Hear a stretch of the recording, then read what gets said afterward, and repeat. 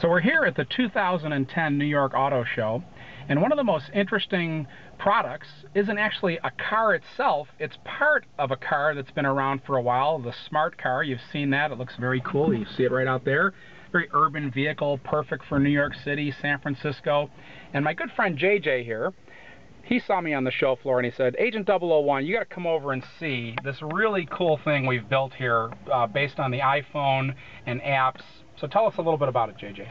Yeah, so this is an iPhone app which we developed, and it's for Smart, branded as Smart, and it's basically an augmented head unit. So next to the radio, you see here a cradle, and it's a fully integrated hands-free kit.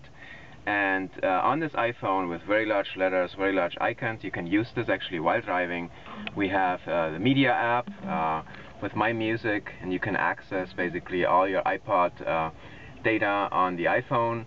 We can do swiping to go from one song to the next. We can turn up the volume, and you can click on the cover art so that you get the metadata here displayed for the song. You know, you can use skip forward, skip backwards for here, or you can still do the swiping.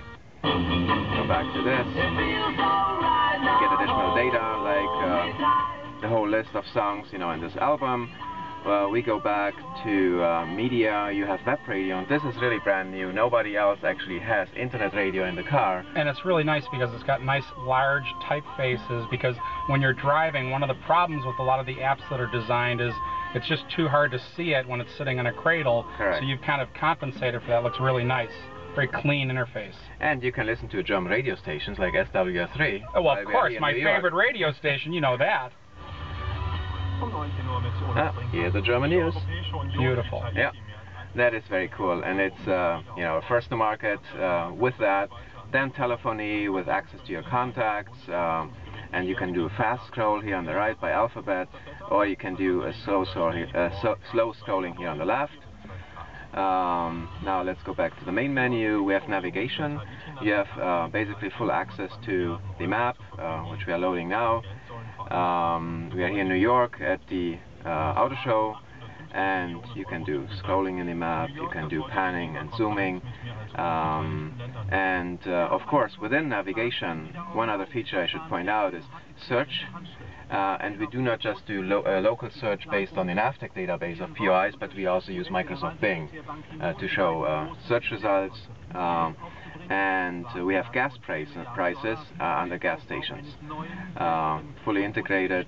And so basically, it's all you need while driving, and then plus some additional features in Assist, like Car Finder. The app automatically stores the location of the car when you actually take out your iPhone. So you don't have to do this manually. You don't have to do anything. You just take out the iPhone, and it's already stored your last position where you parked your car. And you can go to satellite view. You can look at, you know, the location of the car, where it was parked last, and also which time. So when you have actually a parking meter at a certain time, you can check, how many minutes do I have left? Wow, that's very interesting. So now let me ask you this question.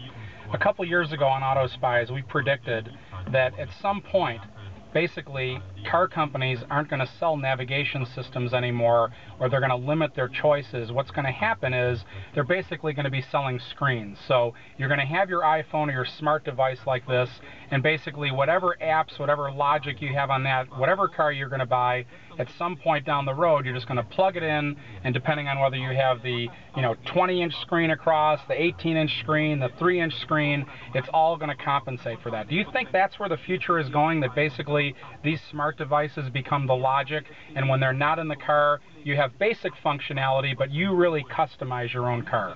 So I certainly believe that, especially like in entry-level cars, or in smaller cars, this is one of the solutions, and I think there's probably a market out there for both solutions. So the fully integrated high-end, like our Command in the Mercedes, or other solutions for Smart.